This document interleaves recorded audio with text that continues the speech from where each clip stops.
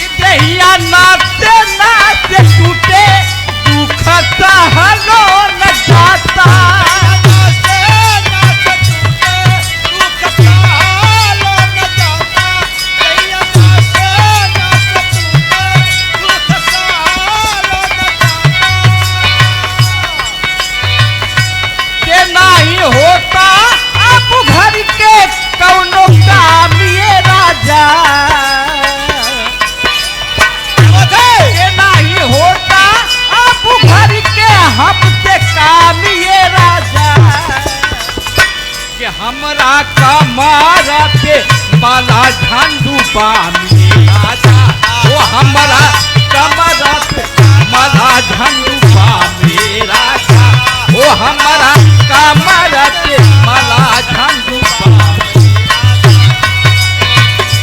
के नहीं चूल्हा चौकी होता नहीं बर्तन मचाता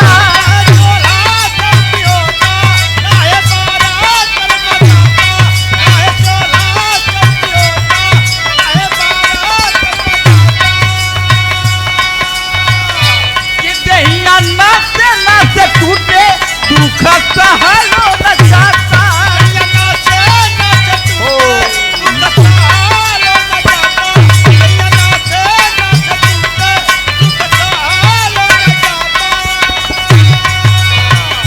कि नहीं होता हमसे घर के कौनो काम ये राजा नहीं होता हमसे घर के कौनो काम ये राजा के हमारा कमरा पे माला झंडू बामी राजा हमारा कमरा पे माला झंडू बामी राजा हमारा कमरा पे माला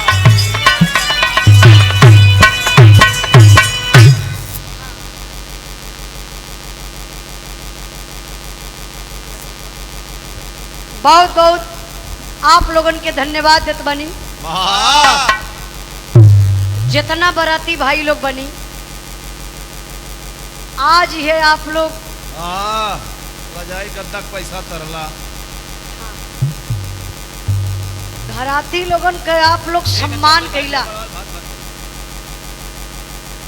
जितना रजाई गद्दा खटिया मिलल बा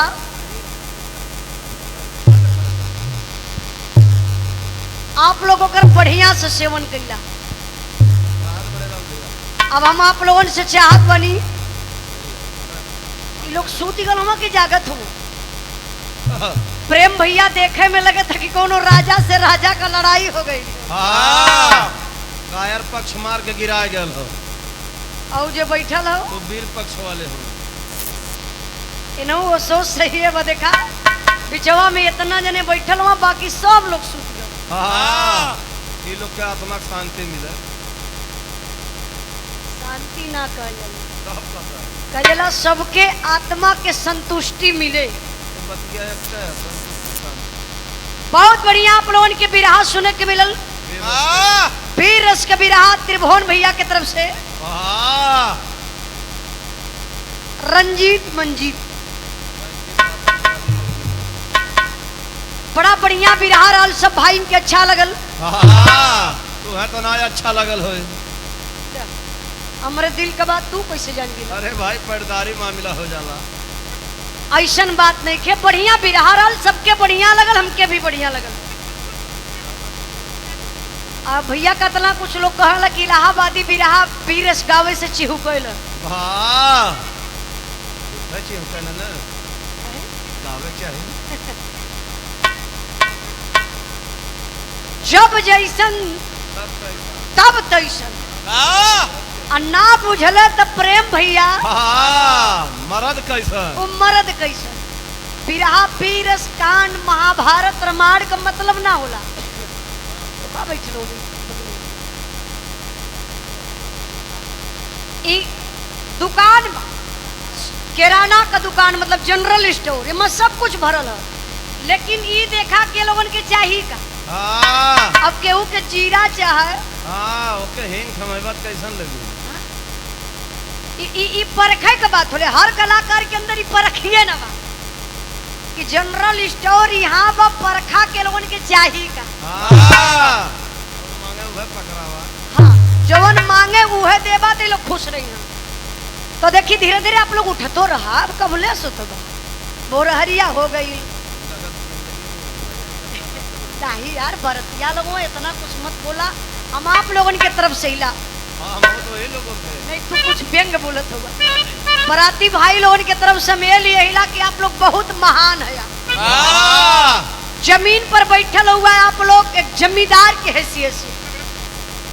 जमीन ना मतलब खटिवा जमीनिए पे, पैरवा जमीनिए पे हो। तो के तो चौकी मिल गई एक चौकीदार की हैसियत से। वो बगलिया गद्दा बैठल लोग गद्दार हुए खा। तू कहाँ बैठल हुआ? अलग से रजाई लेके बैठल है।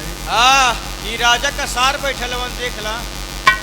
मास्टर साहब हम चाहत बनी और यूट्यूबर भाई लोग जब तक ये मान धुन तराना गावत बनी आप लोग ऐड के लिया जनत वो कुछ यूट्यूब वाले कहे गाली सुने न कहे यूट्यूब वाले के गवैया कुछ बोल देने पता आप लोगों को। ये लोग का करे कि टोटल बिरावे डाल दी है। आई जवन बातचीत हम देखी पब्लिक के देख के मान बात करीला कि पब्लिक का चाहत बा का बतियावे के का बोले के ओहू के लोग डाल दी। जब पब्लिक सुनला तो वो बोर हो जाला। ए लिए आप लोगन के भी जिम्मेदारी बनेले कि गवैया का मेन पॉइंट डाली। ई जिम्मेदारी ना बनेले कि पूरा खड़े बिरहावे डाल दी। एक बिरहा तैयार करे में शायद आप लोगन के पता ना हो कितना मेहनत करे के। हाँ बड़े लाल भैया हारमोनियम मास्टर से पूछा कि एगो बिरहा तैयार करे में बड़ी मेहनत करे के होला। ए लिए बिरहा में के धुन तराना आप लोग डाल देवल के नहीं, लेकिन खड़ी खड़ी बिरहा मत डालल के। 3-4 जने डल्ले हुआ प्रेम भैया। अब भाई अगर स्ट्राइक मरवा दा तो उनको चैनले उड़ जाई। मानो करीला कि नहीं यहू लोगन को रोजी रोटी है, लेकिन थोड़ा सा आप लोग भी समझदार हो जा। चाहे कोई भी कलाकार हो पर खड़े बिरहा मत डाल के डाल काट के डलबा उ चली। अब एक दही बिरहा डाल देबा ये लोग एक बार सुनिए कहीं वह बिरहा तबा। अब गवैया रोज कहाँ बिरहा बदल पाई, रोज तक कपड़ा बदल ही नहीं पावत आदमी। जानी ले आप लोग बड़ा मेहनत करे खोला। ये कवि जी अपने पूरे दिमाग का खून निचोड़े ना तक बिरहा तैयार हो। कभी तो पागल हो गई। तो चली आप लोग भी जो धुन तराना बा अपन ले लिया। ओकरे बाद जब बिरहा गई तो अपन उमा का मन करी तो कुछ पॉइंट डलिया नहीं तो बिरहा रिकॉर्डे मत करिया। आई बाटे तनी कोनो बढ़िया गीत बजा के बा। गीत ऐसा रहा है कि सुतल लोगन के भी आनंद मिलत रहे।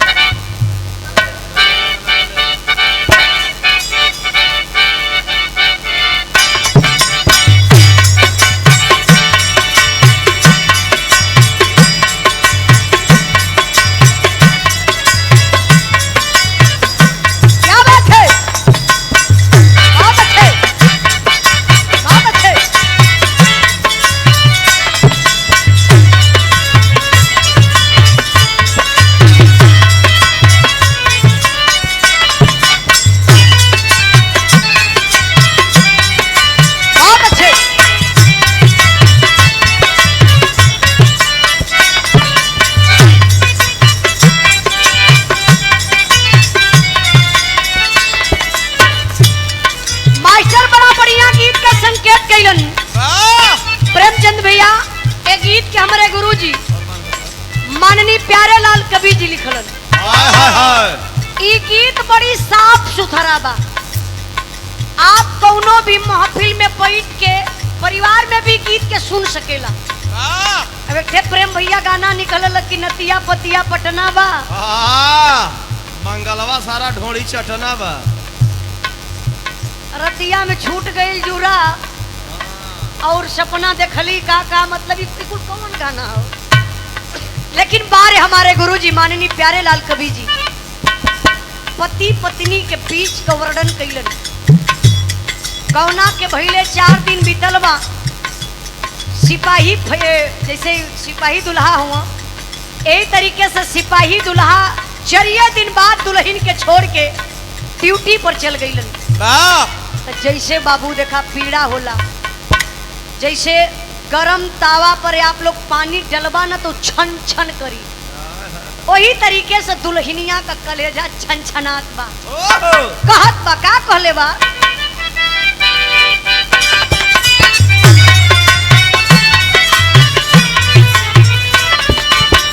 यह कहत बा मास्टर साहब, बड़ी दयावे पिया का प्यार काए,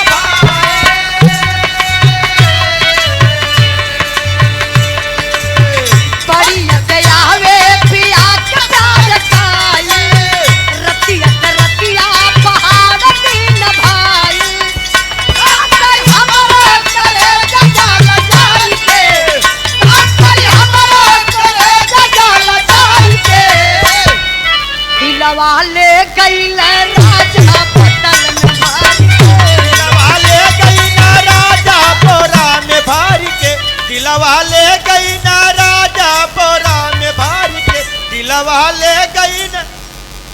अरे तो कुंटल का दिल बोरा में भर के ले जाता हूँ जो उन गावत है लो। देखा प्रेम भैया कैसे आन्हर गावे, कैसे बहिर का करे, आन्हर गुरु बहिर चला, हम कुछ और गावत है लाई, कक्का कुछ और लेके जाते हमारे और देखा सुना का कहत बनी। कैसे मास्टर,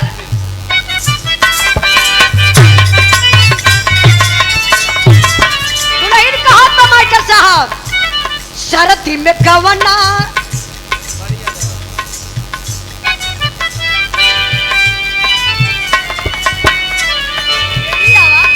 कहा तो नहीं मास्टर साहब,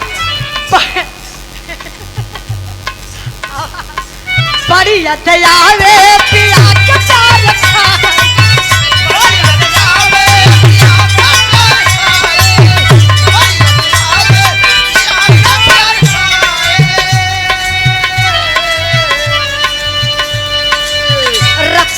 रतिया पहाड़ दिन भाई,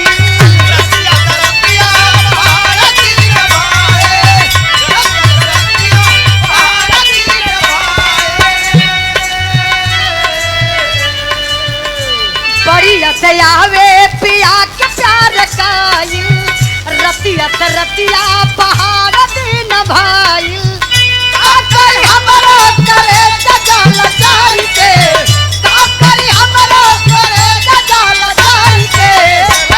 दिलवा ले गई है राजा बतल में भर के,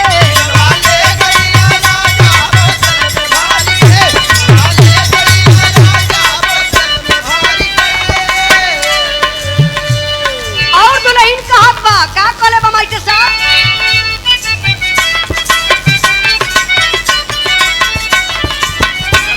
शरती में गवना करावल बेदर्दी,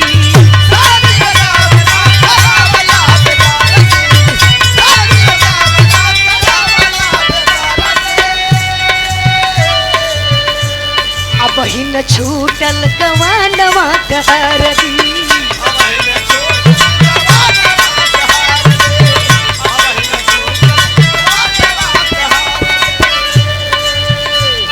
चार दिन रहल मन रह गइल हारी के, 4 दिन रहल मन रह गइल हारी के, दिलवा ले गइल राजा बतल में भर के,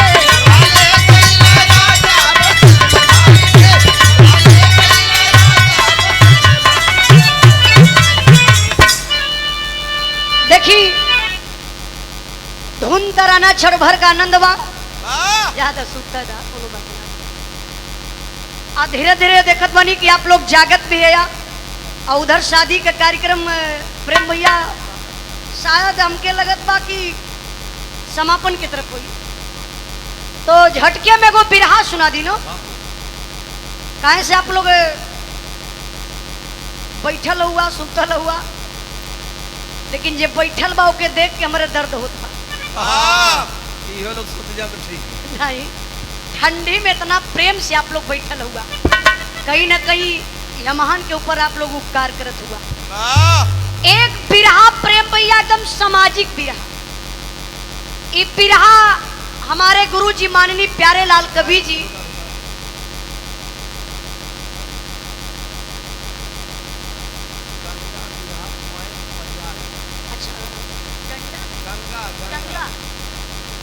दंगा बिरहा पॉइंट प्रयागराज ए भैया का चैनल बा, आप लोग सब्सक्राइब कर लिया। दंगा बिरहा दंगल प्रयागराज, ये ना भैया। अच्छा पॉइंट भी हो बा, दंगा बिरहा पॉइंट। गंगा गंगा, अच्छा हम कहीं दंगा बिरहा तो यह कहने का था कि गंगा बिरहा पॉइंट प्रयागराज, ये भैया का चैनल बा, आप लोग सब्सक्राइब कर लिया। जितना भी कलाकारन के बिरहा रही भैया के चैनल के माध्यम से आप लोगों के सुने के मिली। और भैया यह करिया कि गवैया का खड़े बिरहा मत दे। हाँ अच्छा जाना तो एक दिन हमके गले लिख देना कि उजाला यादव ने किया गजब का डांस। अब अपने चैनल के मन लोग हमें डांस करवा दे। देखिए आप लोगों का सम्मान हमारा सम्मान। हमारे प्रेमचंद भैया जाने लगे हम कौने परिवार से बनी होली। अच्छा खेदू परिवार से ये देखिए 101 रुपए का पुरस्कार भैया कल होली होली गा के आप लोगों के दे दे, लेकिन बिरहा के बाद अब गा दे तो बिरहा में उखड़ जाए। चलिए देखिए ये हम देखा यूट्यूबर के आप लोगों को बड़ी मदद करी ना, कहे से हमरो यूट्यूब चैनल हम जानी लगे सबको रोजी रोटी चले। ए भैया जात हुआ का हो कि दुल्हा के परिवार से लगे जात हो जा मत बैठा आधी घंटा कहाँ फिर पहने उजाला मिली है। ये दुल्हा का मम्मा हुआ मम्मा हाँ? पापा देखा सारी अगर पहचानत ले ना अंदाजे में अन्हारे घर में ढेला मारा थैला ऐसे जैकेटिया मम्मो पही क्या ला तो यही से हम देखिए कंफ्यूज हो जाए तो आप माफ करिए। हाँ हाँ तो चलिए एक बिरहा सामाजिक बिरहा। आज समाज में बड़ी नफरत बा, लोग कहेला कि आग जमाना में आग लगल बा, जमाना में आग नहीं खे लगल, जन जन में आग लगल बा, हमरे में आप में आग लगल बा। त्रिभुवन भाई एगो बात बतौला हाँ कला हमार गाड़ी एक्सीडेंट कर गई, हम फेसबुक पर रह लिए नहीं चढ़ौली। हाँ विपक्षी मजा ली है। हाँ ऐसा होता है। यही बतिया पर हमारे याद आ गल, हम कल यही बिरहावे के हम गा देतिला जो उन्हें बिरहा से आप लोगों के कुछ ज्ञान मिली। बिरहा सिर्फ एक इंटरटेनमेंट का साधन तो है, लेकिन बिरहा अगर आप ध्यान से सुनेंगे तो आपको सीख मिलेगी। क्या बात है? ऑर्केस्ट्रा से सीख कबो ना मिली है ना का मैं छोटा छोटा कपड़ा पहने के सीख मिले इहो महान है पुरुष। हाँ। हाँ अब हमारे साहब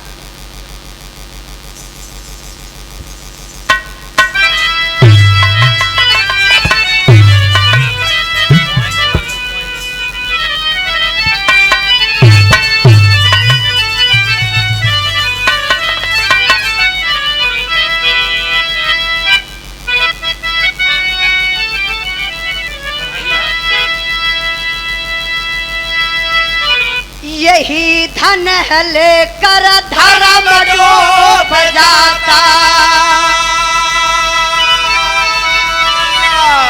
यही धन मोहब्बत पे खंजर चलाए, यही धन धरोहर समझ करे कि दुनिया मनुजता की देवी को सूली चढ़ाए, खुदा की खुदाई को क्यों छीनते हो, अहम की पहम तुम मिटा कर के देखो,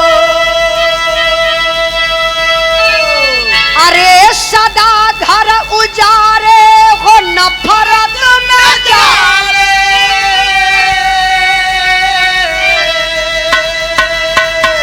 जरा घर किसी का बसा करे के देखो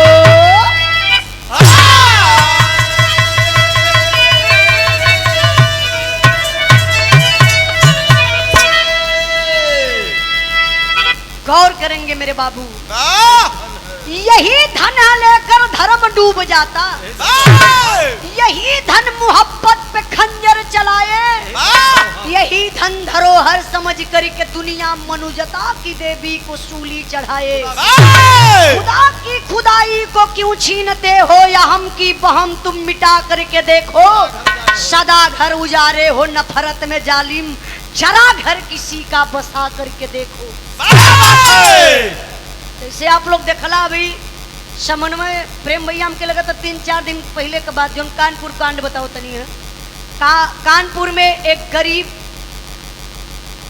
व्यक्ति का झोपड़ी जरा दिहल गई घर ओकर उजाड़ दिहल गई माई बिटिया जिंदे जल गई। ये बताइए नफरतें न है इंसान इंसान को देख के चल रहा है। आज हमारी सरकार यही है।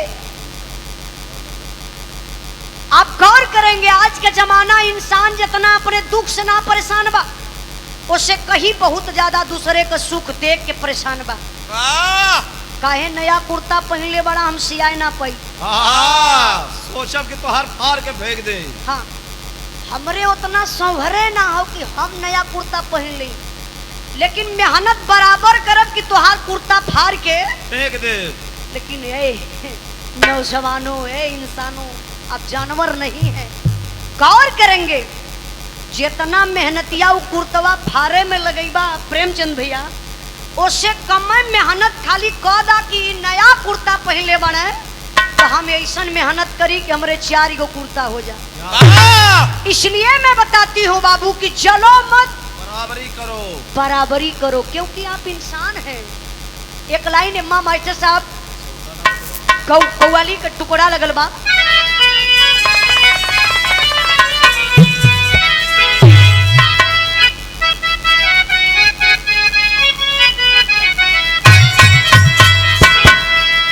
मेरे महबूब मेरे साथ बड़ा चाल किया मेरे महबूब मेरे साथ बड़ा चाल किया मेरे महबूब मेरे साथ बड़ा मेरे महबूब मेरे साथ बड़ा चाल किया।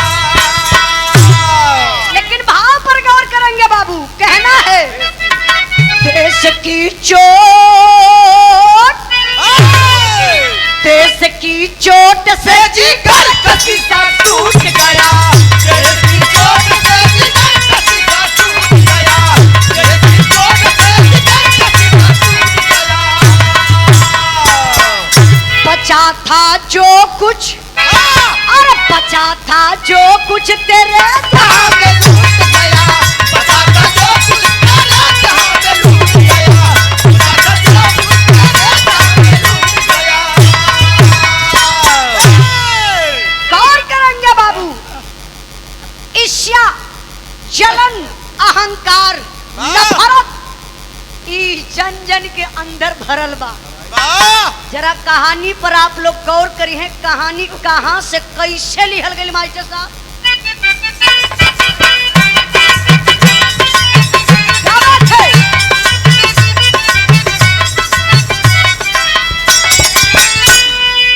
किसी की खुशहाली किसी का जिगर चोट करे किसी की खुशहाली किसी का जिगर चोट करे स्वार्थ की भावना मनोता पर विस्फोट भरे खुशी को छीन करके खुशियां मनाने वाले खुशी को छीन करके खुशियां मनाने वाले पुष्प को पाते न चमन को जलाने वाले। जरा कहानी पर ध्यान दीजिएगा बाबू। बिहार प्रांत छपरा जहां खेसारी भैया का जौन जिला बा वहीं से कहानी लिखल गई। बिहार प्रांत छपरा के पूर्वी तराई का बात बा जहां के रहे वाला 2 गो भाई बड़का भाई मोहन छोटका भाई सोहन, वाह बड़का भाई मोहन। ए दादा सुरती वाला दादा, ए दादा जब बतिएबा तो कहानी छूट गई। अब बतियावा मत, सुरती है तो इशारा से काम चलाला, लेकिन कहानी पहले जरिए समझ लेबा तो पुनः अपने आप याद आ जाई। बड़का भाई मोहन जे खेती गृहस्थी का काम करत रहलन किसान, और छोटका भाई सोहन फौजी जवान। बड़के भाई मोहन के औरत का नाम रहल उर्मिला, और छोटके भाई सोहन के औरत का नाम रहल गीता। बड़के भाई मोहन के 3 गो लड़का रहलन। अब प्रेमचंद भैया छोटके भाई सोहन के ये फौजी जवान रहल, शादी के भइले 10 साल बीत गल रहल, कोनो औलाद ना रहल। हाय हाय हाय सोहन मोहन घरे खेती गृहस्थी का काम करत हुवन, और छोटका भाई सोहन बैरिकपुर कलकत्ता में ड्यूटी पर तैनात हुआ। वाह छुट्टी मिलल, सोहन घरे अइलन। एक दिन रात का बेला बा, सोहन का औरत गीता खिया पिया के बाबू जब अपने पति के रूम में सूते बदे गईली, तो सूतल फौजी सैया के पैरवा पकड़ के यह धीरे धीरे दबावत है। देखा संस्कार बा कि नारीन का संस्कार होला। वाह पति का पैर दबौला से लोग कहला घर में लक्ष्मी अवेली। देखी दुल्हन बेचारी गीता अपने फौजी सैया का पैर ऐसे दबावत है और सुसुक के रोवत है। तब फौजी जवान का निदिये टूट गई, उठ के चरपैया पर बैठ के कहले गीता रात के 11 बजत बा और तोहरे आंख में आंसू। वाह ए आंसू का कारण हमके जरूर बतावा कि रात में तोहरे आंख में आंसू काहे आयल। भैया कुछ कहना है का, भौजी कुछ कह ले बा, कि पास पड़ोस का कोई कुछ कह ले बा। जवन दर्द बा हमसे बतावा। तब गीता बेचारी बतावत है। का बतावत थी मास्टर?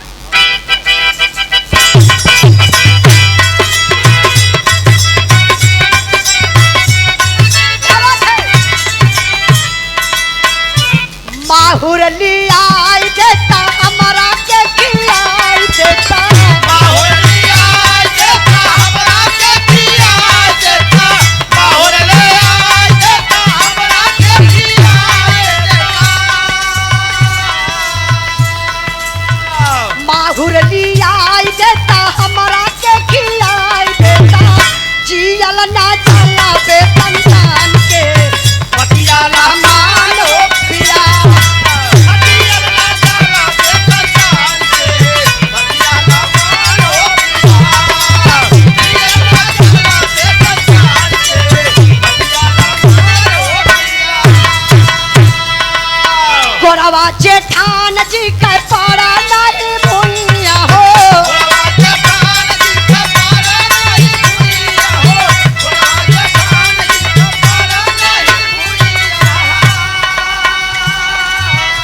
हमारा खातिर मुंह निहला खिया गोसाइया हो।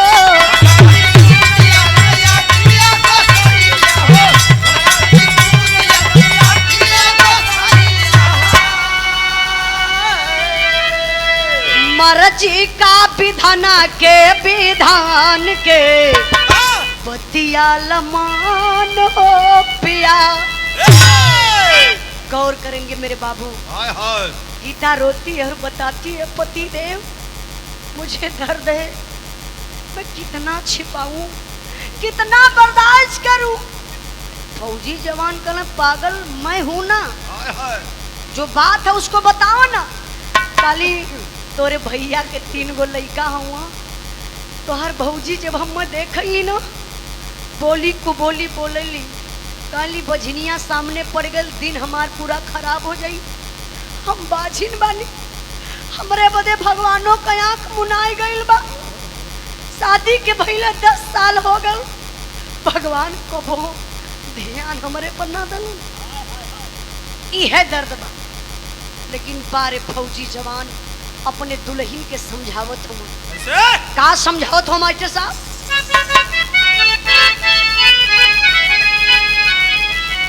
कि गीता दुल्हनिया के फौजी समझावेला अरे गीता दुल्हनिया के फौजी समझावेला कार्य करिए हमन के बुढ़ैया गोरी हो तीनों भैया के दुलार पारा करिया हम का बुढ़ैया गोरी हो तीनों भैया का दुलार पारा करिया हम का बुढ़ैया गोरी हो तीनों भैया का दुलार सुन तरल पतिया विधाता खुश भइले आया मामा की डरिया पे पौरवा लागी गइले हवा के डरिया पे पौरवा लगी गइला हवा के डरिया पे पौरवा लगी गइला अरे पड़ी जब धजल में नेवरिया गोरी हो तब को सैया करी है पार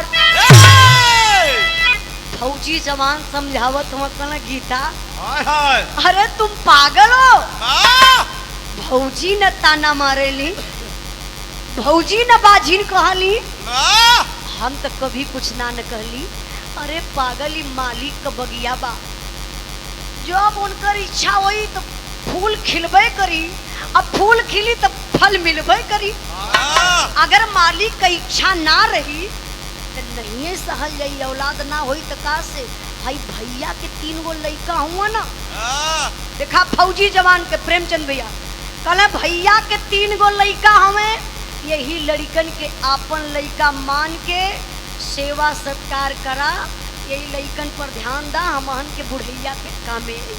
हाँ लेकिन बारे दुनिया के मालिक लगत रहल कि बतिया भगवान सुनत रहल वही अइला में गीता के गर्भ रह गए अब धीरे धीरे महीना बीते लगल 3 महीना बीत गल अब फौजी जवान के छुट्टी का डेट पूरा भल बाबू फौजी जवान अपने ड्यूटी पर जाए का तैयारी करत हुआ परिवार में समझावत हुआ कैसे का समझावत हुआ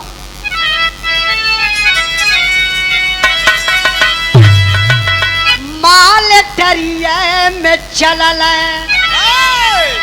माल टरिए में चलल पाला मारसिया मले करिए में चलला पाला मारसिया मले करिए में चलला पाला मारसिया मले करिए में चलला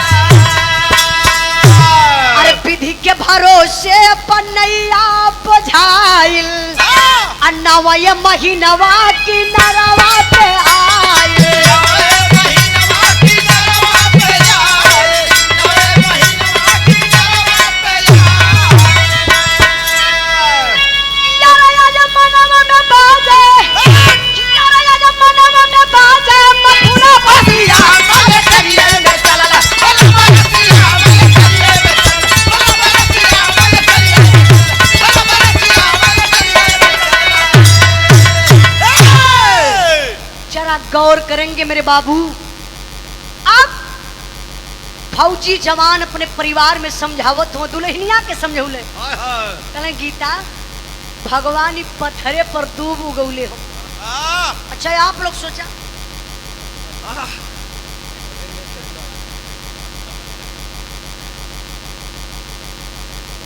कब से शान मरउल होती है भैया रखले रहे कब्बो भी काम पड़ी तो कहीं कुछ कर रही खाया मत जहर बतावा हम कौनो नशा प्रेमचंद भैया ना करी हाँ। लेकिन यार देखा बाप रोज गांजा पिए हाँ तो दारू पी के उल्टल रहे ना परिवार में कौनो नशा ना हाँ हमसे पहले तो हमसे भेंट है का हुआ परिवार शुद्ध शाकाहारी हाँ अब बकरा रोज 25-30 किलो बिकत हो तू तो होटल का कौन यहाँ बात आई गई हड्डिया का हलो अच्छा प्रेमचंद भैया हमारू होटल है आप लोग भी जानत होगा कबो अगर आजमगढ़ वाले रोड से आप लोग बनारस वाले रोड पे जाइए बनारस वो जो लालगंज बा अब वो उतना डिटेल में ना जानते हो लालगंज हमारे आजमगढ़ में जो लालगंज पड़ेला तो वही के इर्द गिर्द में हमारे उजाला ढाबा है हाँ अच्छा वहां से यहाँ तक 6 किलोमीटर तिहारियन से यहाँ गड़बड़ाना जी है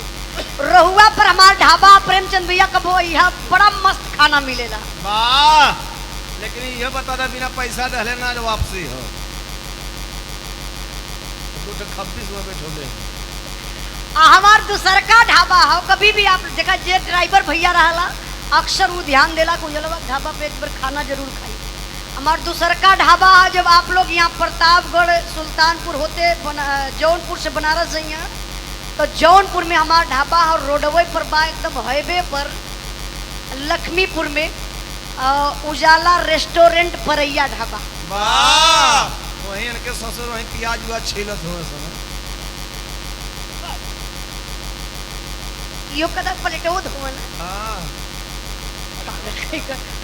अच्छा चलिए भैया बिरहा पर ध्यान दे। असुतनिया होती है वहीं आली अच्छा देखिए बिरहा पर ध्यान दे। बिरहा कहाँ पहुँचल बा? मलेटरियन चलना है। कबो कबो इनालों से पूछे देवल करा कि देखी लोग कितना ध्यान से सुनत हो। वाह ध्यान से सुनी है तो बढ़ावत राम ने तो फिर कहाँ ले पहुँचल रही है? क्या बात तो से ना पूछल ना चचा से पूछ लिया।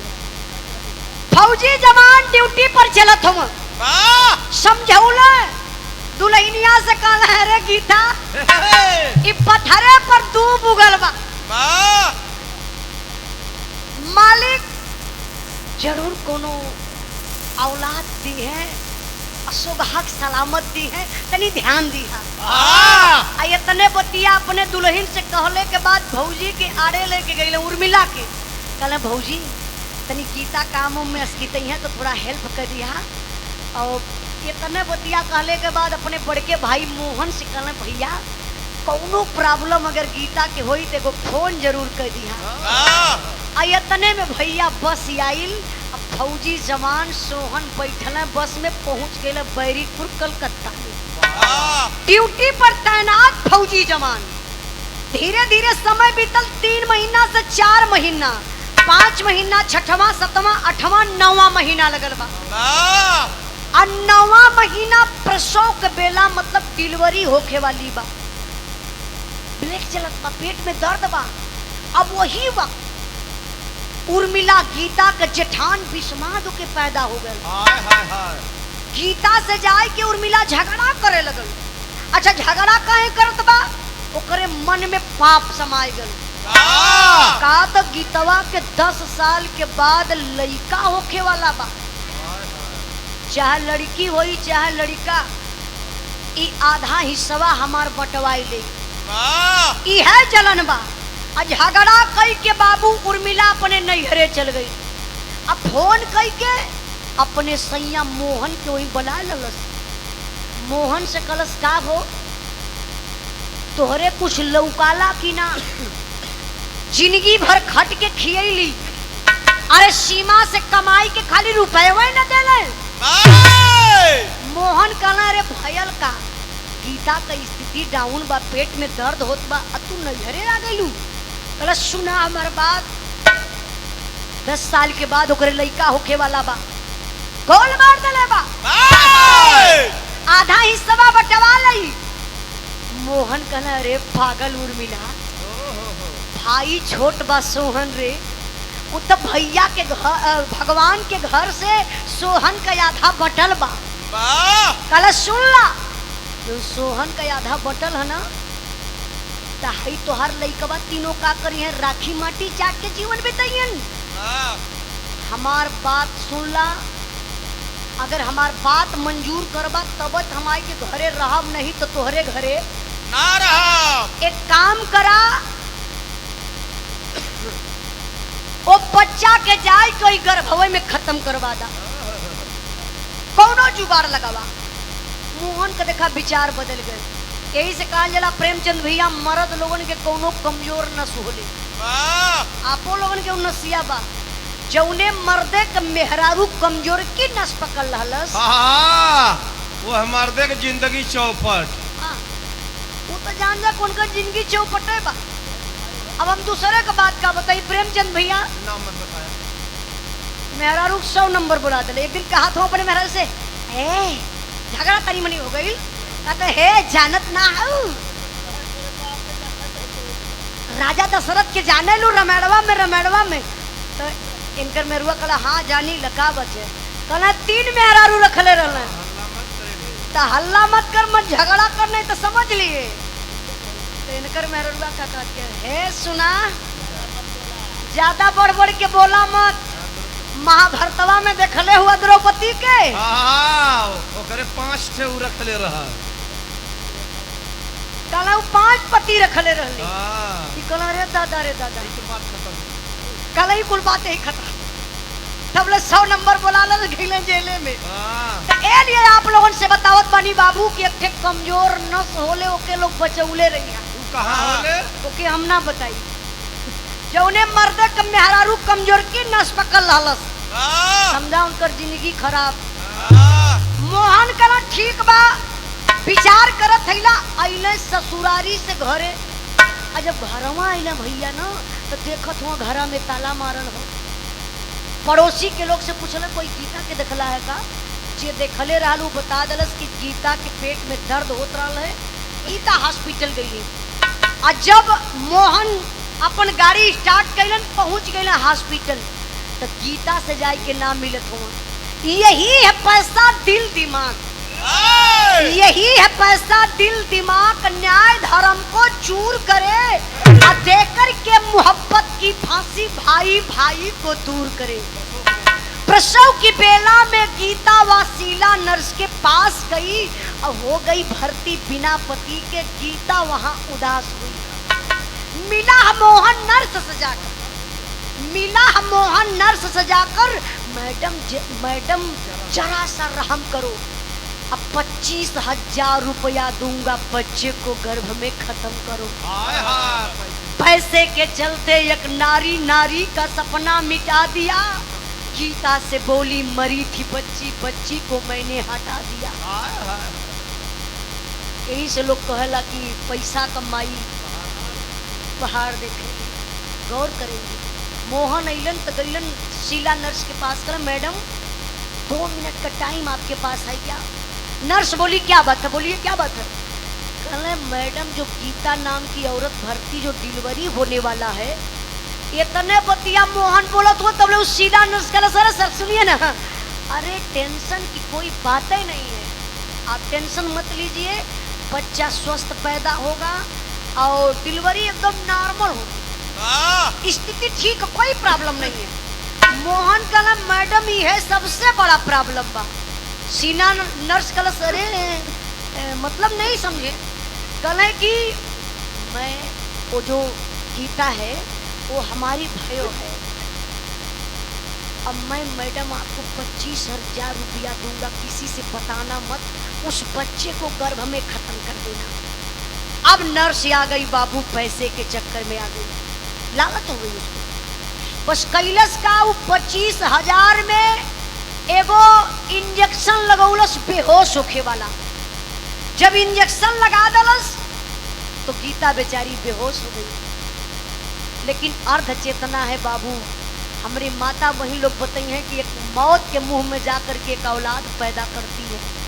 1000 गो सुई लगा दे, लेकिन जो बच्चा पैदा होला वो पीड़ा कोनो माई कबो ना भुलाई। हाय हाय हाय, शरीर का नस नस उखड़ जाली, कमजोर हो जाली नारी। लेकिन गौर करेंगे मेरे बाबू, गीता के बच्चा पैदा भयल सौभाग्य, जब पैदा भयल बच्चा तो रोवत रहल। अब गीता अर्ध चेतना में उनके कान तक आवाज सुनाई देत बा कि बच्चा पैदा हो गयल, रोवत। धीरे धीरे समय बीतल, जब पूरा होश भयल, दवाई का असर खत्म हो गयल, तो गीता कहली, इधर उधर चारपैया पर देखे लगली कि बच्चा हमार बा कहाँ, नहीं बच्चा मिला चारपाई पर। तो गीता शीला नर्स को बुला करके कहती, मैडम मेरा बच्चा कहाँ है? देखिए खुशी है। तब वो नर्स बोलती है, रे गीता मैं क्या बताऊं, बड़े दुख की बात है, बच्ची पैदा हुई थी, मर गई थी, मैंने सोचा तुम अकेली हो, परेशान हो जाओगी, मैंने उस बच्ची को ले जा करके फेंक दिया। अरे बाप रे बप्पा, गौर करेंगे मेरे बाबू। 10 साल के बाद जे औलाद का मुंह देखलस, औलाद पैदा करियस, मुंहो न देखे के पौलस, वो स्थिति में लोग कहेला कि सौरी में मेहरारू रहली तो 6 दिन कोई चेहरा ना देखेला, 6 दिन कोई सौरी में ना जाला, लेकिन ये बेचारी उतर के चरपैया से नर्स के पैरवा पकड़ के रोवे लगली हो बाबू। अच्छा रोवत काही अगर दिल से सुनेंगे बाबू तो पत्थर से कलेजा पिघल जाएगा। का रोत की मास्टर?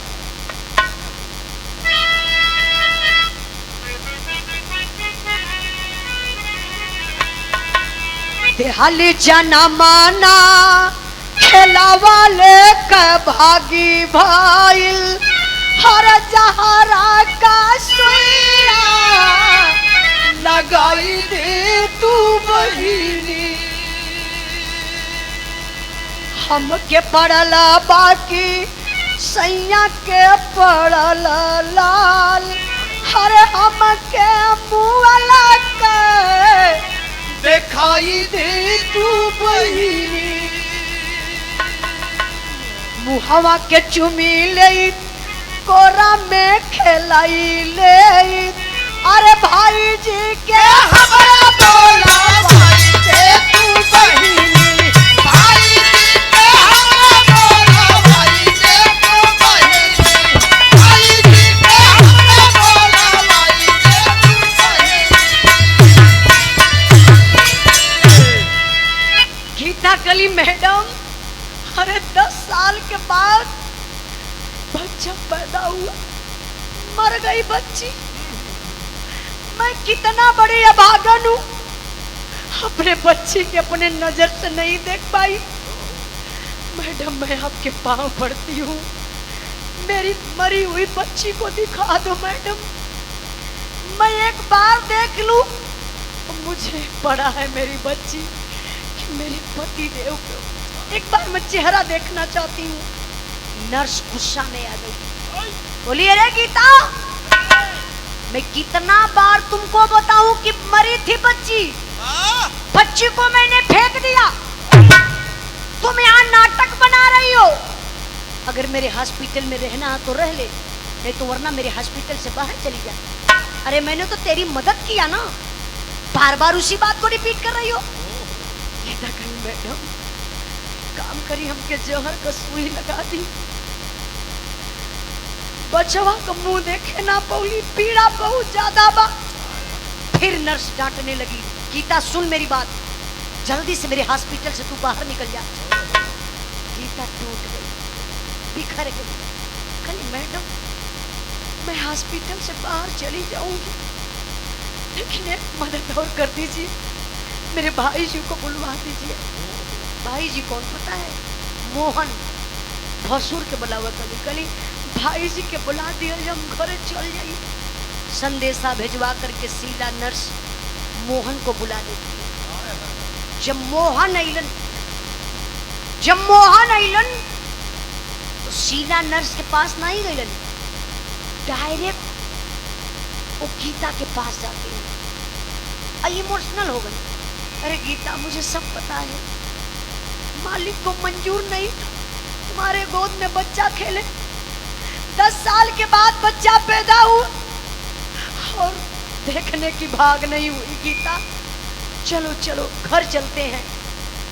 गीता रोवे लगली, कली भाई जी आप घरे लेके जात बनी, कौन मुहवा लेके घर में जाई वो भैया, आज तक तो सब हमके बाजिन बाजिन कला है, लेकिन आज से हमके सब पापिन कई बच्चा पैदा कैलस, मुहवा न देखल, हॉस्पिटल में खाई गई।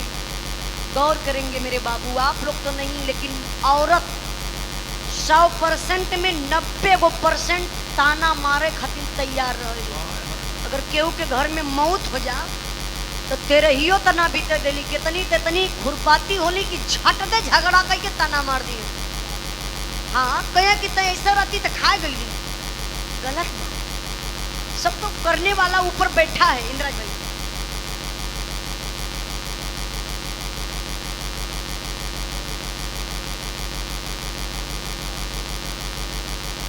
अमृतलाल कोटेदार पड़िला के धरती से आप बड़े भैया जी की तरफ से 100 रुपए का पुरस्कार, आपके चरणों में 100 बार नमस्ते प्रणाम आशीर्वाद बेचारी। जरा गौर करेंगे मेरे बाबू, अब गीता बेचारी घर जाए के तैयार नहीं खे बनी, हाय हाय कली यार कहीं आत्महत्या कर ले। अब मोहन सोचल कि ई आत्महत्या कर ले गीता। सोहन का फोन आई तो फोनवा पे बता दे कि जच्चा बच्चा खत्म। डिलीवरी के टाइम गीता के पेट में काफी दर्द भइल और गीता भी मर गई, बच्चा भी मर गया। यह सोचत बाबू मोहन घरे जात हो। अब गीता सोचलस जलील हो गई, सोचती है मैं आत्महत्या कर लेती हूँ। लेकिन बाबू एक बार गीता का अंदर से दिल झकझोर डाला कि क्या करने जा रही है गीता। एक बार अपने पति से बात कर ले, पति की क्या गलती है। गीता सड़क को पार गई और सोचत है का मास्टर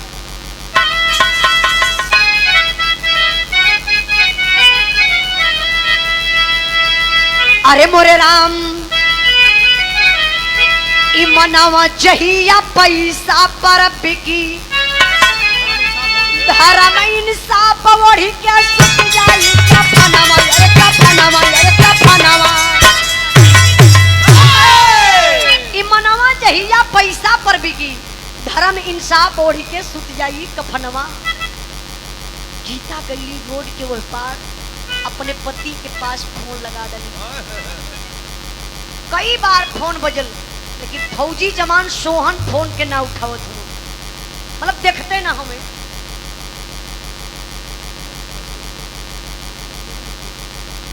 भैया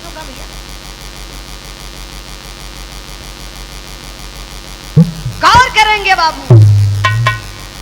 गीता जब फोन लगौली तो फौजी जवान पैरीपुर कलकत्ता में भोजन करे बैठल है। हाय हाय एक दोस्त देखा, बोला अरे भाई कब से तेरे मोबाइल पर फोन आ रहा है, तू नहीं देख रहा है। सोहन फोनवा देखल अरे तो गीता का फोन है। फोनवा रिसीव कैलन तो पहला वर्ड बोलत हो हेलो। अरे गीता कोनो सुबह समाचार बताइया का हाल बा। देखिए क्या बताएगी बेचारी। गीता लगली रोवे, फोनवा पर बतावत थी का बतावत थी।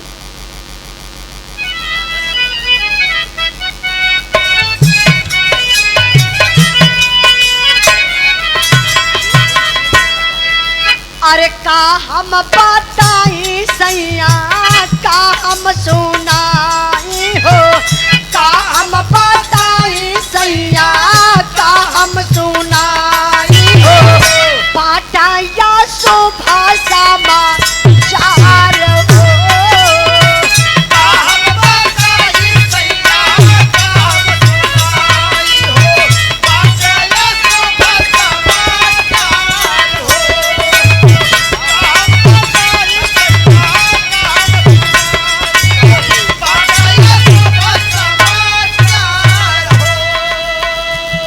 जनमल सुगानावा के नरसा पापीनिया हो। जनमल सुगानावा के नरसा पापीनिया हो।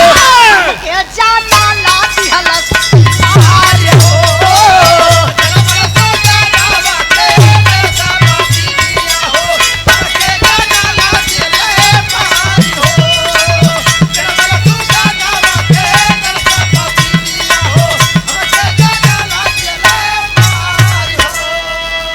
जनमल कर रहल हमरे हम के देखवला नहीं भैया तोहार कवनो जुगती लगवला नहीं। जबले दयावत बाटा तब पहले जियत बानी। जबले दयावत बाटा तब पहले जियत बानी। के भाई पारा ना मानी हार।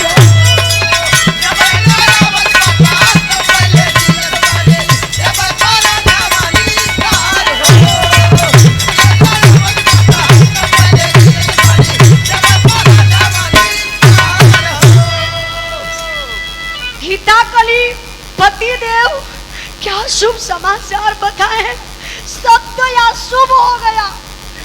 फौजी जवान कल गीता मतलब क्या हुआ। कली मुझे पता है, अर्ध चेतना में मुझे याद है बच्चा पैदा हुआ, जीवित पैदा हुआ। मुझे शक है मेरे बच्चा को नर्स पापी ने जानबूझ करके मार डाला। बारे फौजी जवान सवाल करियन गीता से। रे गीता भैया जात होगा। हाँ चलत रबट ठीक है, सुबेर हो गलो। कला कि भैया भैया से कहलू ना का गीता कली कहली कौनो जुगाड़ ना लगौलन, बस इंतजार करत बनी जब ले नावत हो तब ले जिए थैला आ जौने दिने आ जाइबा वही दिने दुनिया छोड़ के चली आई। हाय हाय बारे फौजी जवान अपने दुल्हन के कसम धरा दलन, गीता मेरी कसम एक कदम आगे मत बढ़ाना। तत्काल फौजी जवान बाबू छुट्टी लेलन और छुट्टी लेके गाड़ी पकड़लन। अब गाड़ी पकड़ के अइलन तो पैरीपुर कलकत्ता का दूरी और बिहार का दूरी बहुत ज्यादा नहीं के 5-6 घंटा में आदमी आ सकेला आराम से। नहीं, हाँ। अब फौजी जवान अइलन ना घरे गइलन ना हॉस्पिटल गइलन। अच्छा गइले कहाँ मास्टर साहब?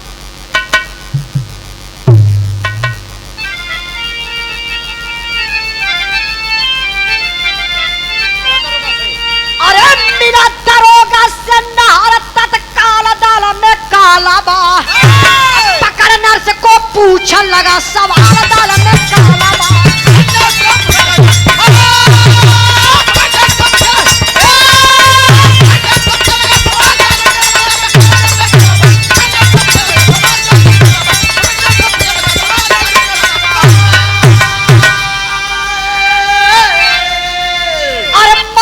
जिंदा बच्चा ओ बच्चा माथा मारा था उसको तूने फेंक दिया, क्या अधिकार तुम्हारा था? अरे उछल नर्स का माँ। अरे मंगल भाई बहुत अच्छा बहुत अच्छा। ये बच्चों आदमी को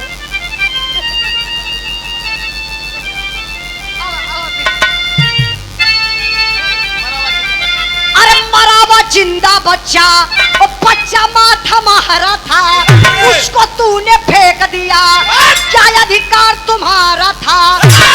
चल नर्स को मारा बूट समाल दाल में काला बा, बता दे नहला साली बेल्टनी सारा दाल में काला बा।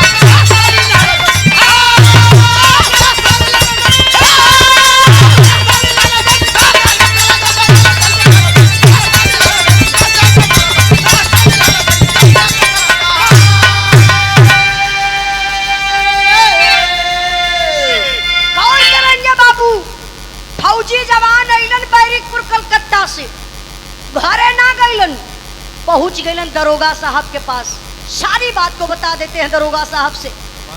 दरोगा साहब कहलन कि आप बैठिए यहाँ, मैं कुछ महिला पुलिस को कहला मैं महिला पुलिस को भेजवा करके मैं नर्स को यहीं पर बुला लेता हूँ। नर्स आए गई, यहाँ दरोगा साहब को कुर्सी लगलवा आ यहाँ फौजी जवान सोहन के यही बगलिए में नर्स शीला का कुर्सी लगल बा। ऐसे ही पर्दा रहा, पर्दवा के अड़वा गीता बैठल है। अब सोहन सवाल के लिए मैडम आप शीला नर्स हैं? हाँ जी सर जी। और जो गीता नाम की एक औरत भर्ती थी, डिलीवरी का केस था, क्या हुआ था सच सच बताना। देखा वो माइंड वाली है मास्टर साहब, दिमाग लगा दलस। कहा सरे साहब मैं क्या बताऊं, बताने में भी बहुत दर्द हो रही है। बच्ची पैदा हुई थी, लड़की मर गई थी। वो गीता अकेले बेचारी आई थी हॉस्पिटल, मैंने मदद किया बेचारी का। जब मर गई बच्ची तो उसको ले जा करके मैंने फेंक दिया। फौजी जवान समझे में कोशिश ना कइलन, समझे में देरी ना कइलन। आ तब ले बाबू चढ़ल येड़ा फौजी जवान देहला तब ले नर्स कुर्सी पर से गिरत है। हड़ाम दे गिरा, तुरंत दवाई पर्चा बनावे शुरू कइल। इहो रहला मौके पे। जब नर्स गिरल फौजी जवान कहला अरे साली मरा था बच्चा, वो जिंदा बच्चा था, वो बच्चा मात्र हमारा था, उसको तूने फेंक दिया, क्या अधिकार तुम्हारा था? अगर किसी का बच्चा, किसी का परिवार इलाज टाइम अगर हॉस्पिटल में मर जाता है तो क्या तुम्हारा अधिकार है उसकी लाश को फेंकने के लिए कि उसके परिवार को उसके हाथ में तू देगी? जल्दी बताओ। अब बेल्टवा यह लगल फौजी जवान खोले, काला से बेल्ट निकालूंगा ना, हाँ तुरंत MBBS की डिग्री दे दूंगा। इतनी धुलाई करूंगा, इतनी धुलाई करूंगा कि हॉस्पिटल में जाना भूल जाओगी। हाँ, काम तो रास्ते में न पैबी तो। बता रही है कि तू देरी करेगी। अच्छा तो यही से आप लोग कहला कि मार के आगे भूत भागला। जब 4 बेल्ट लगल ना तो मेहरा रुए का जाती ना। हाँ, देखे के लगा जब 4 बेल्ट लगल तो गाय नियर लगल कांपे। हाँ, तब बतावत बा नर्स का बतावत बा मास्टर साहब।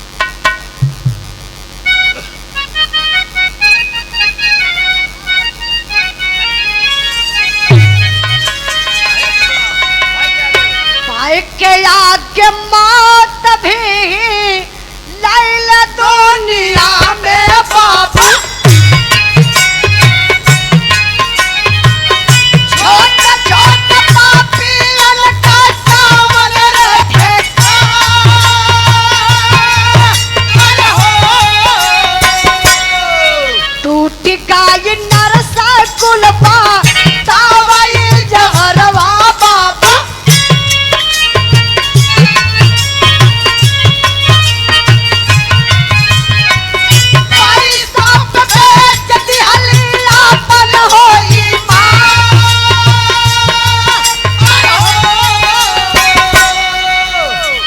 नर्स कहे साहब मत मारी, बहुत चोट लगत बा, साफ साफ बता दे वो साहब। पैसा पे ईमान भीग गल हो साहब। फौजी जवान कला पैसा हाँ, कौन दिया रे? कैसा पैसा अब कौन दिया पैसा? तब वो नर्स बतावत बा कि पैसा कैसन बा। ए तो हर बड़का भैया देहले हमके रुपैया साहब। तारे भाई में वाला बादे बाबुआ का जा।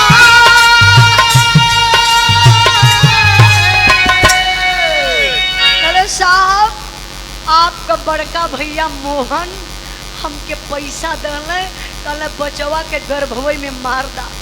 साहब समझ में ना आयल, लालच में बहुत बड़ी गलती कैली साहब। बेहोशी का इंजेक्शन लगा देली। आई सोहन के बतिया बाबू विश्वास न हो कौन भैया। भैया तो ऐसा ना कर सकल, काहे से भैया को कबो उलट के जवाब आज तक ना दहली। बड़ा यादव भाई भौजाई का कैली, भैया कैसे ऐसा कह सकल। तब फौजी जवान पूछे लगला कि अच्छा ये बताओ उस बच्चे को रखी हो कहाँ? कले साहब हम बहुत झूठ बोली हो साहब। जौन कतली बिटिया पैदा भइल साहब बेटा रहल। साहब बच्चा मरल ना रहल, जियत रह। तब फौजी जवान का पीड़ा और बढ़ गई। जियत है हमरे लाल के फेंकले बा। फौजी जवान फिर पूछत का पूछत हो माई? जन्मल सुगानावा के झोरवा में रखली साहब।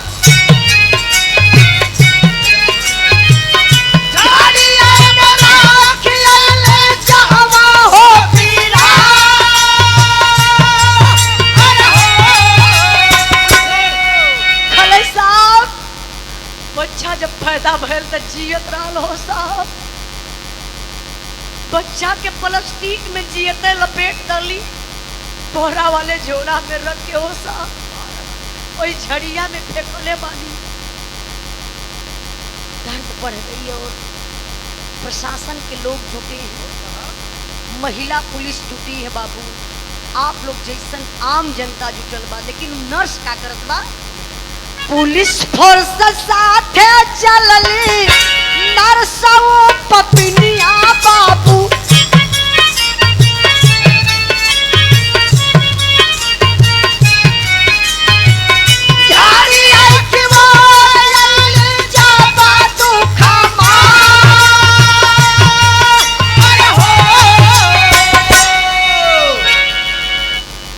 जनता जुटल बा, पुलिस फोर्स लगल बा, लेकिन उ नर्स चलत बा आगे आगे बतावे साहब वही झड़िया में फेंकले बनी। माई के पता चलल गीता के हो, हमरे लाल के, हमरे आलहर सुगना के इन नर्स पपिनिया वही झाड़ी में फेंकले बा। दौड़ जाती है माँ झाड़ी के तरफ, पूरी भीड़ के हटावत चीड़त फाड़त। जब माई झड़िया के किनरवा गई तो झड़िया के किनरवा कुछ दूरी से बाबू उझोरवा दिखात रहा, लेकिन झोरा के यारी यारी ऐसा दृश्य देखे के मिलल जो कर जबई फाट कर। हाय हाय अच्छा उ दृश्य का रहल झोरा के यारी मास्टर साहब, चार कुत्ता झोरा वाई के अरे अरे गुरजत रहल देख के करे जावा तो टूटल आसमान।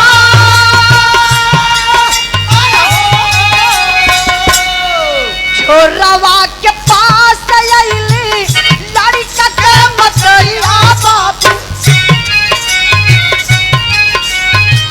झोरवा में जियत रहल सुगना हो दादा।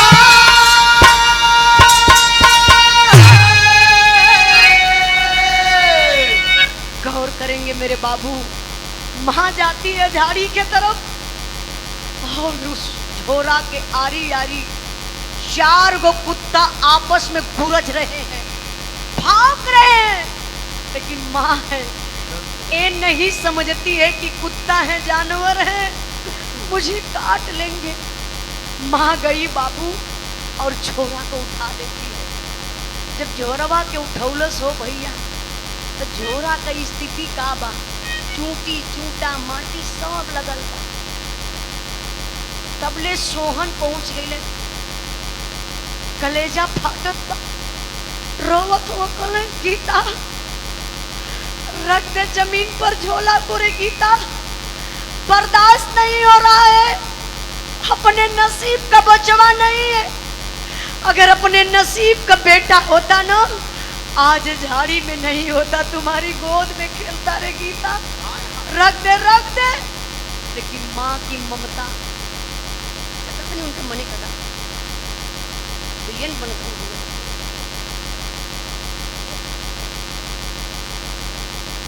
गौर करेंगे बाबू,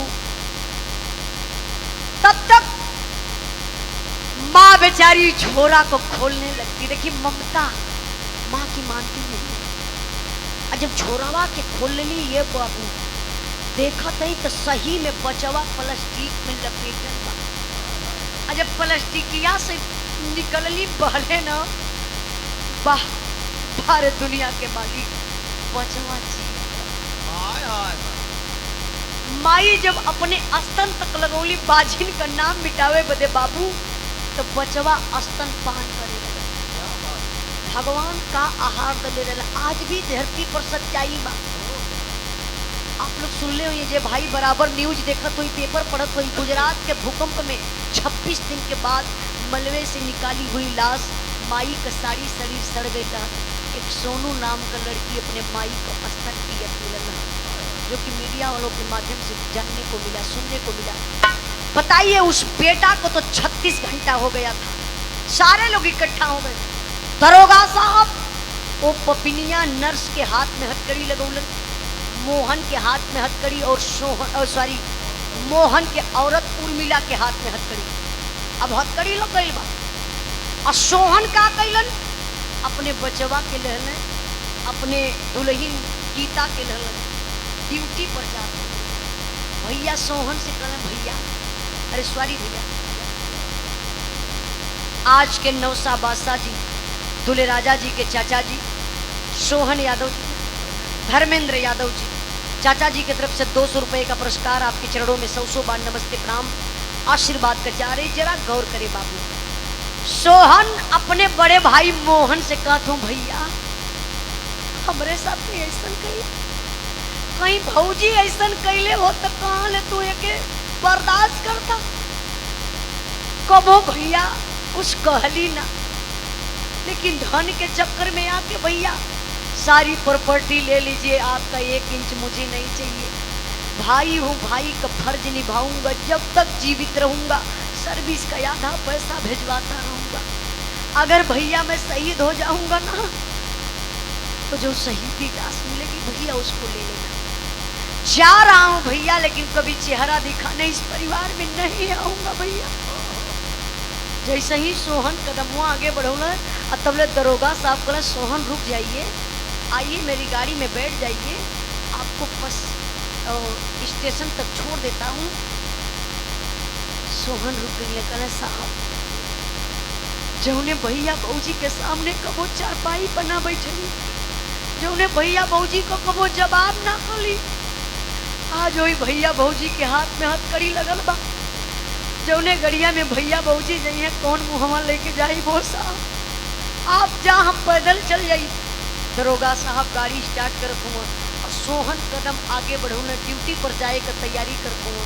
तबले भैया हो एक ऐसा आवाज आई जब करे जब के चीर रहल। अच्छा वो आवाज के कर रहल कैसन रहल मास्टर?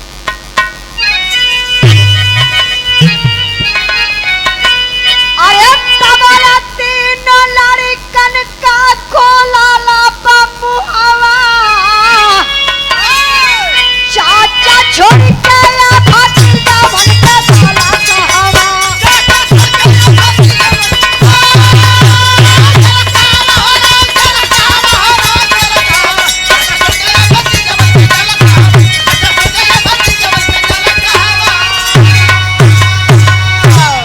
कि बाबूजी के जेलिया में अब पुलिस लेके जाई, हमहन के पढ़ाई और लिखाई के खिलाई।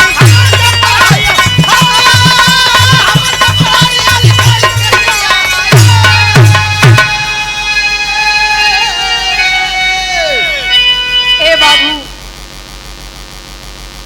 मोहन के तीनों लड़का जोर जोर से चिल्लाए लगल, चाचा अरे चाचा मम्मी पापा गलती कैलन का, वो गलती का सजा हमहन के मिले के चाहिए।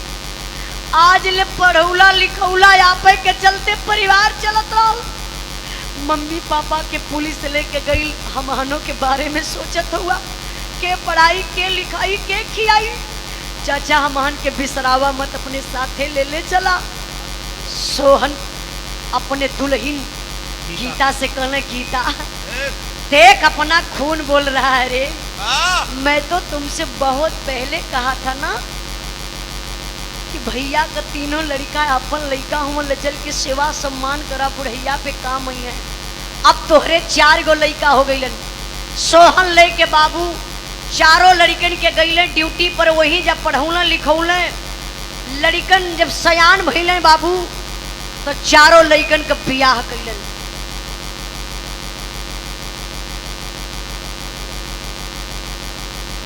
एक कन्या पक्ष से अजय यादव जी, आप लड़की के भाई हैं, बहुत बहुत भैया के प्रणाम। सारा काम काज छोड़ के आप यहाँ तक आए, आपको बहुत बहुत मैं प्रणाम करती हूँ, धन्यवाद देती हूँ कि आप कन्या पक्ष से लड़की का भैया बनन। आजा भैया आजा।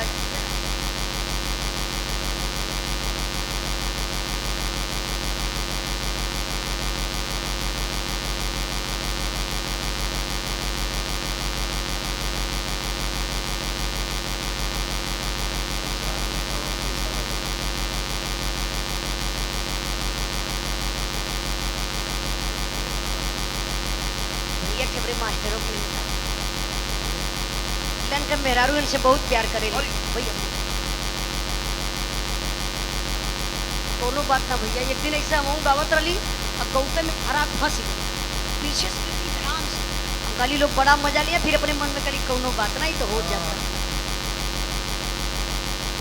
तो इनका फोटो वाले ला मास्टर साहब हमारे, हाँ नाराज है 4 दिन से।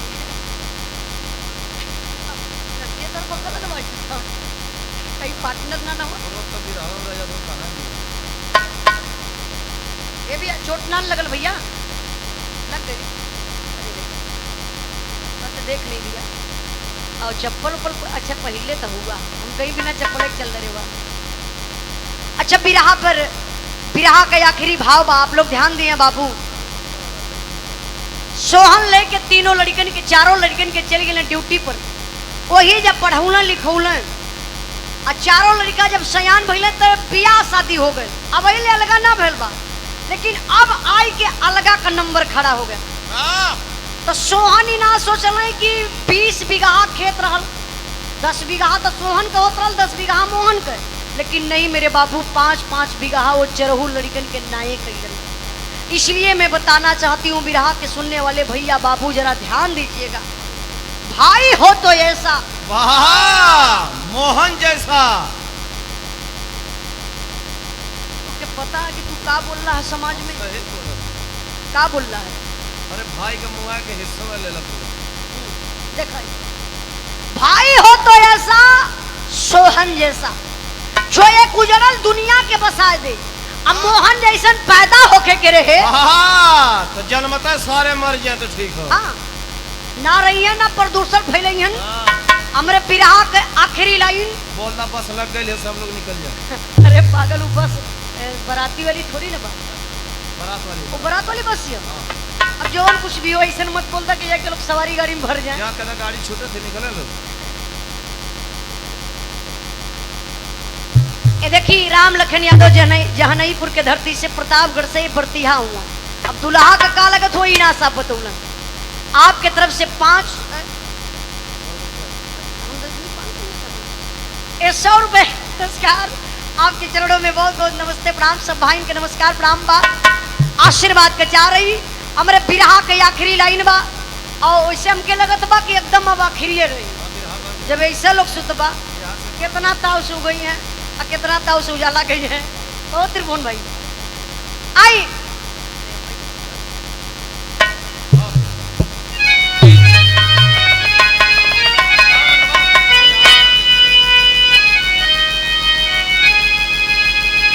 गुरु बिहारी गुरु गणेश गुरु रामलाल गुड़कारी, स्वर्ग गए चंद्रिका कवि बच्चन जी बने पुजारी।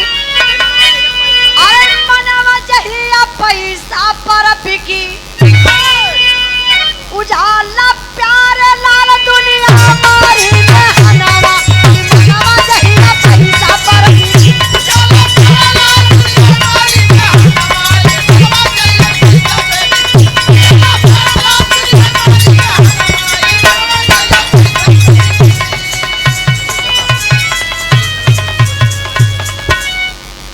अच्छा भैया, खाली एक लाइन गाई, 1-2 लाइन ऐसे यूट्यूबर भैया लोगन के होली क्या थी, तो 2 लाइन होली आप लोगन के हम गा देते बनी। वैसे हमार नंबर ना आवा, इस तरह काम होता। त्रिभुवन भैया के अपन एडजस्ट कर लिया इस भैया। आओ मास्टर साहब तनी झटके में आवा।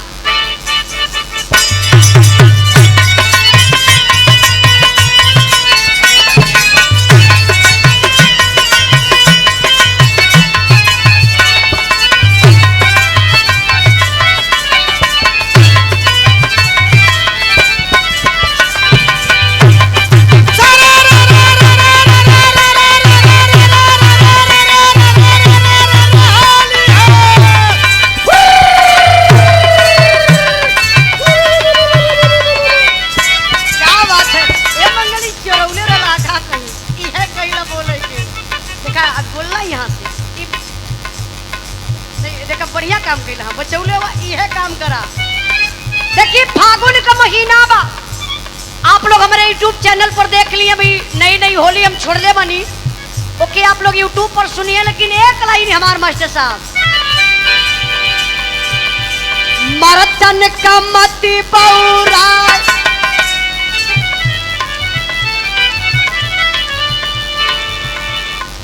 मास्टर साहब के बताओ सही। अब तोहरे ही बदई पर्सनल हो। मरदन का मती बौरायल सखी, मरदन का मती बौरायल, मंगल का बहिना गरमायल सखी, मंगल का बहिना गरमायल, मंगल का बहिना गरमायल सखी, मंगल का बहिना।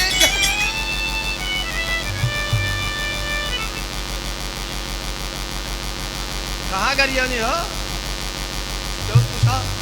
क्यों पूछा था? बाहर पब्लिक उड़ता बाहर भैया ही गरियौला है नहीं ना ना देखा पब्लिक वो भगवान लोग बैठल हो जौन लोग कहिए वो सही रही भैया ही गरियौला है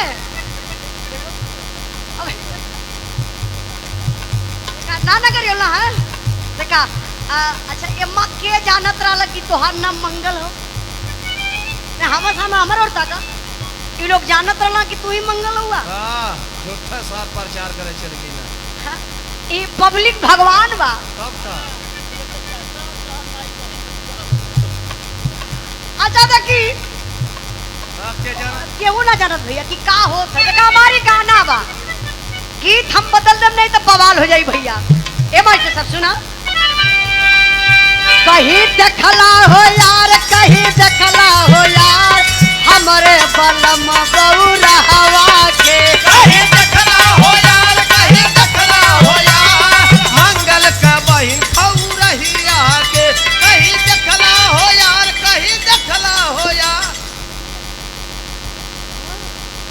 ये तो लोग गरियावत हुआ का पक्का ना इना ने गरियावत हुआ हाँ ना और दादो का धो नहीं हाँ हमार होली का होते है अच्छा हम गीत बदल देते मानी भैया हाँ पूरा मानो होली है अरे बिना रंगा फगुनवा ना भावे बिना रंगा फगुनवा ना भावे मंगल का बहिनिया ना आवे मंगल का बहिनिया ना भावे मंगल का बहिनिया ना भावे मंगल का बहिनिया ना भावे काजल का बहिनिया ना भावे चांदू का बहिनिया ना भावे इंदारात का बहिनिया ना उधर सारे लोग ना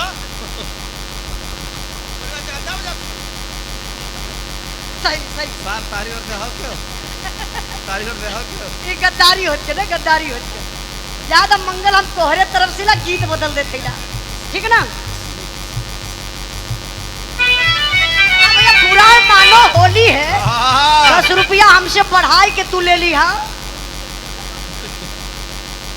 एक लाइन भैया यूट्यूबर भैया हम ज्यादा ना गाई काहे से कि केहू का इज्जत होले केहू का सम्मान होला ई राष्ट्रीय हाँ अंतरराष्ट्रीय सार हूँ मैं बड़ी साफ सुथरा होली हमारे गुरुजी माननीय प्यारे लाल कबीर जी लिखत हुन का लिखलन बिना रंगा फगुनवा ना भावे बिना रंगा फगुनवा ना भावे मंगल का बहिनिया ना आवे मंगल का बहिनिया ना आवे मंगल का बहिनिया ना आवे मंगल का बहिनिया ना आवे अरे हम का गावत दिला के सुना बहने से ही नाराज हो जाइए हमारी पार्टी फूट जाई तनी आप लोग कम बजावा आप लोग कम बजावा देखा हम का गावती आप लोग कुछ सुनिया भैया बिना रंगा फगुनवा ना भावे बिना रंग फगुनवा ना भावे बिना रंगा फगुनवा सही ना बात। भावे बिना रंगा फगुनवा ना भावे बिना रंगा फगुनवा ना भावे बिना रंगा फगुनवा ना भावे अब ये लोग सही हमारे मन का काम करीला इहे हम गावत हिला और फागुन में का ना भावेला मास्टर साहब अरे चूड़ी बिना नहीं कंगना भावे कंगना भावे हो कंगना भावे कंगना भावे हो कंगना भावे पिया परदेश नहीं रंगना भावे कंगना भावे हो कंगना भावे कंगना भावे हो कंगना भावे बिना लाला अंगनवा ना भावे बिना लाला अजरवा ना भावे बिना रंगा बदनवा ना भावे होली है